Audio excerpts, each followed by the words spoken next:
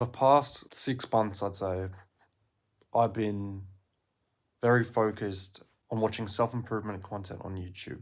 Now, self-improvement is a word, a concept that basically encapsulates lots of desires for young men to grow exponentially and improve their lives financially, with relationships, their social life, community and brotherhood, all these different things.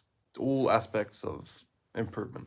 Now, this community of young men is basically inspired and influenced by the creator Hamza, who is a young entrepreneur who makes content for men on how to improve themselves.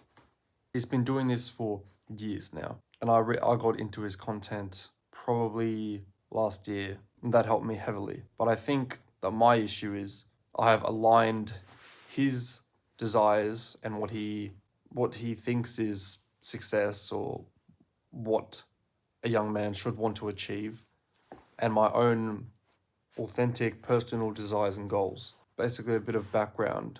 I joined his school community, which is basically Discord mixed with courses and stuff like that. So I've been part of that since about March this year, and that's helped me exponentially with being consistent, having a good routine, sleep schedule. Our progress at the gym's been great. So everything looks fantastic, right? All my life aspects have pretty much been going up. However, I found that my relationships weren't. My perception was that I was being really critical and ridiculing family members for drinking alcohol on the weekends, which obviously isn't good. But whenever you criticize someone and be negative, I know, and you probably know, that that's not going to change their behavior. It might even do the opposite. So I just noticed I was being very critical and negative with my family. And it wasn't great because I was on this such a robotic path where everything I did was at a perfect time when I kind of had a full-on timetable and schedule that I followed basically to the T. Went to bed at 9 o'clock, woke up at 5, cold shower, meditation. I was really, really regimented with the lifestyle that I was living. And I was just honestly being an asshole to my family, even to my friends. I, I don't really go on my phone, so I'm not texting people much.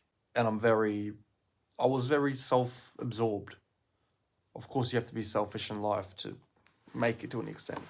But what I mean is I'll be spending time with someone and thinking, oh, but I have to do this and this and this. Like, I was at a party at my mate's 18th, and I was there thinking, oh, I need to get to bed early tonight.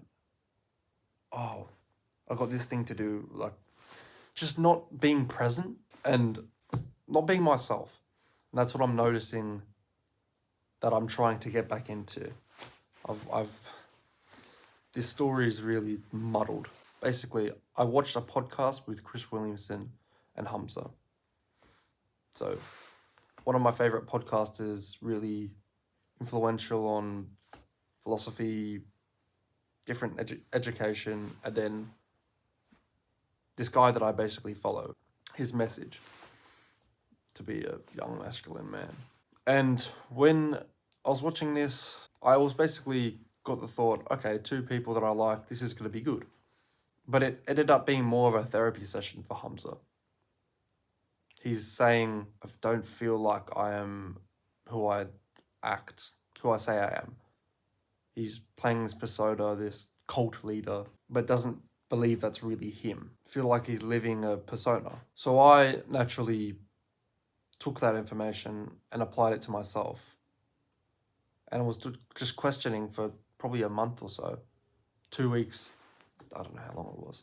Am I actually this person who's on self-improvement, trying to be a young masculine man, part of this community, living a life that is it really what I want to do? Not watching YouTube because it's bad, it's instant gratification, but there's actually topics that I actually care about and is authentic to me. So I felt like I was out of alignment with my true authentic self. I've been living this life of someone else's desires, living the way Hamza wanted me to live. So I'm taking a step back and I'm just kind of learning to be myself again. It's really weird, but I'm reading this book, Percy Jackson, you may have read it. It's just a book about a kid fighting his way in the world as a young demigod. Anyway, I've always wanted to finish this series. I've read it a lot when I was younger with my mum, but we never finished it. And I have the desire to read it again, so that's what I'm going to do. I'm not going to feel like that's below me now, or that I can't be doing that, because that's not what a young masculine man would do. You know what I mean? I'm starting to learn how to live like me again. I'm going to start up playing soccer again, because I miss playing with a team, miss training, the community, the competitiveness. I'm getting getting my jazz back. Is that a saying? I don't know. As I'm in this community, it looks like it's basically a cult of young men trying to improve themselves. I don't see much individuality in that community at all. Like, these people, they all sound the same goals, same desires, nothing that separates them. And I think, look, it's just so boring. And for me, when I'm living this regimented life that I've been told to live, I feel like it's not me. Like I'm losing my identity. That's not me. And I don't want to do something if it doesn't align with me. So therefore, I'm not making much progress with business or just something. If I don't care about it, then I don't want to do it. Right? Everyone knows that. That's how they approach school and everything. But I'm learning to be myself again. So this is just to make you think, is what I'm doing right now really in alignment to who I am and where I want to be? Because you're allowed to have individual differences. That is what makes you unique.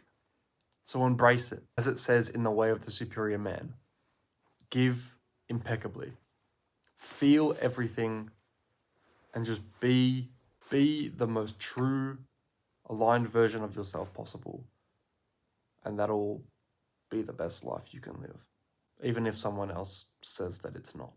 You control your life, not anyone else. I hope this video was informative, insightful, and I'll see you in the next one, bro.